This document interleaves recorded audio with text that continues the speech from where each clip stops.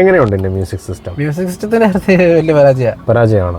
ഞാൻ ആദ്യം പറഞ്ഞു, ഞാൻ പാട്ടുകളോട് ഇഷ്ടപ്പെടുന്ന ഒരാളാണ്. ഓക്കെ. അപ്പൊ എനിക്ക് അമേസ് 7 വർഷമായിട്ട് യൂസ് ചെയ്യുന്നുണ്ട്. അവരുടെ നോർമൽ സ്പീക്കറാണ്, പക്ഷെ അതൊരു നമ്മളൊരു സബ് കയറ്റിയ പോലത്തെ എഫക്റ്റ് ആണ് അതായത് കിട്ടുന്നത്. അത്ര നല്ല ക്വാളിറ്റിയാണ് സ്പീക്കറിന് വരുന്നത്. അത് വെച്ച് കമ്പയർ ചെയ്യുമ്പോൾ അതിന്റെ പകുതി മാത്രമേ ഇതിനുള്ളൂ. എനിക്ക് പേഴ്സണലി ഇഷ്ടപ്പെട്ടാണ് നമ്മുടെ പാർസൽ ട്രൈ. പക്ഷെ താഴേക്ക് നോക്കുമ്പോൾ ആ ഒരു ഇഷ്ടം പോയി. കാരണം എന്താണെന്ന് വെച്ച് കഴിഞ്ഞാൽ ഇവിടെ സ്പേസ് തീരെ കുറഞ്ഞു പോയിട്ട് ഒറ്റയടിക്ക് നോക്കുമ്പോൾ അതാ.